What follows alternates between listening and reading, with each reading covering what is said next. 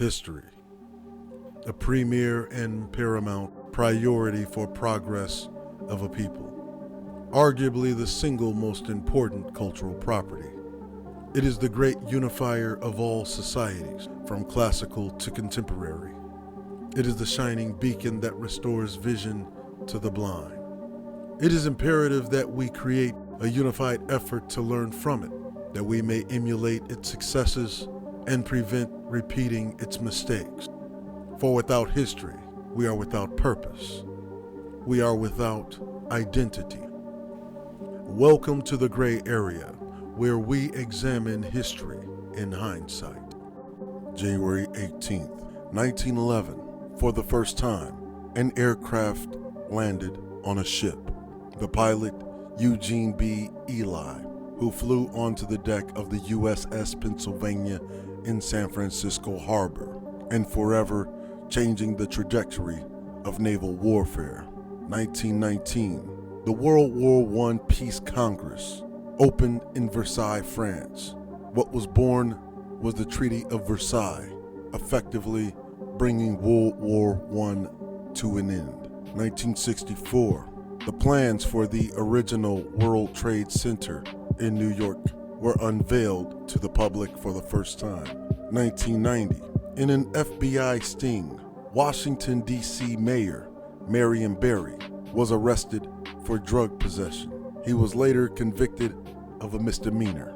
1995, a network of caves were discovered near the town of Vallon-Pont-d'Arc in southern France. The caves contained paintings and engravings that were estimated 17 to 20,000 years old and have been theorized as one of the hotbeds of Neanderthal activity.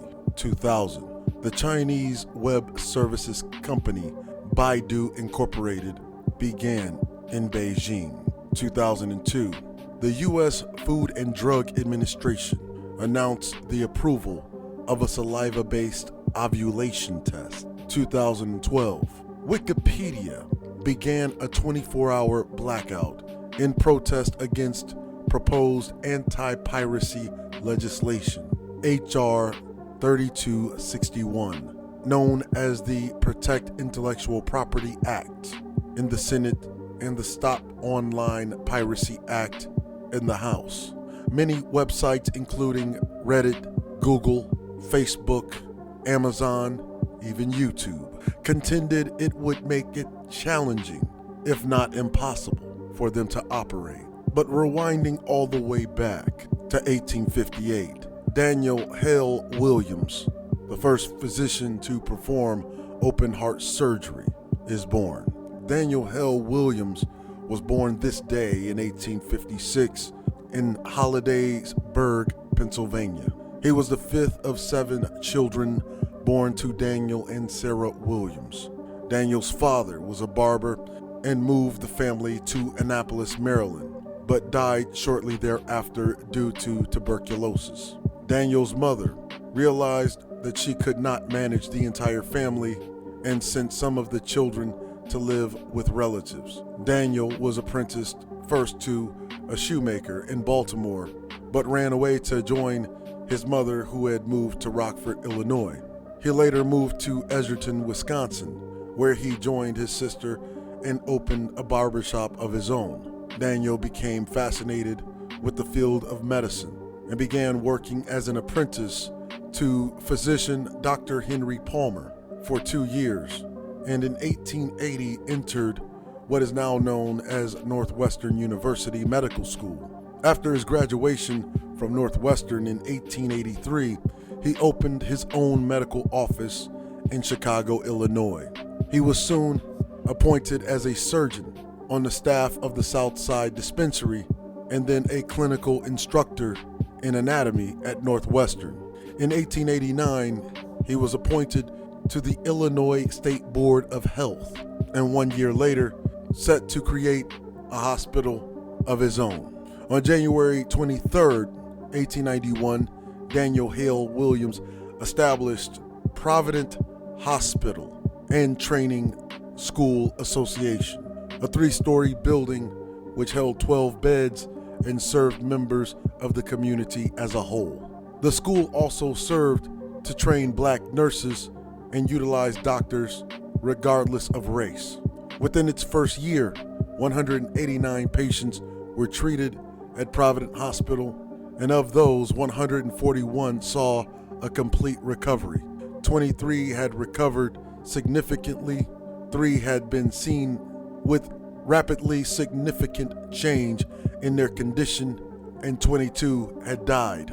For a brand new hospital at that time, to see an 87% success rate was phenomenal, considering the financial and health conditions of the patients and primitive conditions of most hospitals. 2.5 years later, July 1893, a young black man named James Cornish was injured in a bar fight, stabbed in the chest with a knife. Having lost a great deal of blood and having gone into shock, Williams was faced with a choice of opening the man's chest and possibly operating internally, when that was almost unheard of in that day and age. Internal operations were unusual and typically swayed away from, because any entrance into the chest or abdomen of a patient would almost surely result in infection and therefore death. Williams, however, made the decision to operate and opened his chest.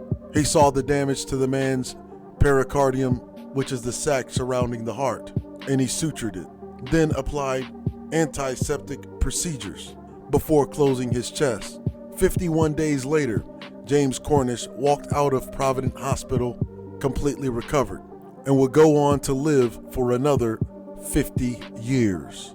Not only was he the first person to perform an open heart surgery, he was the first surgeon to open the chest cavity successfully without the patient dying of an infection.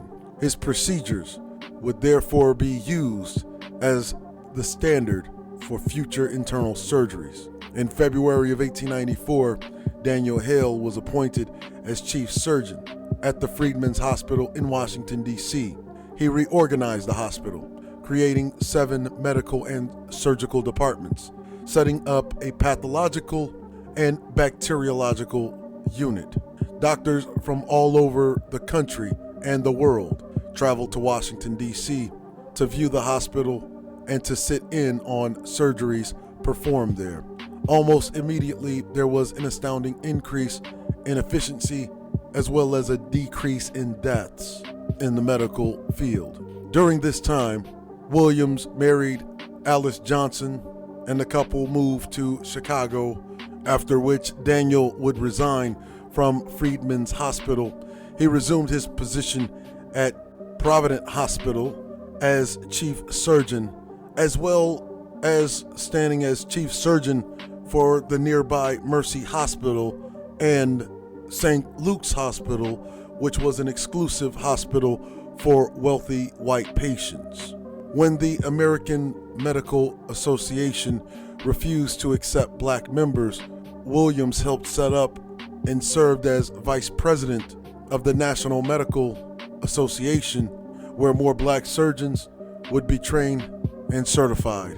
In 1912, Williams was appointed senior associate surgeon at St. Luke's and worked there until his retirement from the practice of medicine. Williams died August 4th, 1931, having set standards and examples for surgeons, changing the face and trajectory of the entire medical industry the world over.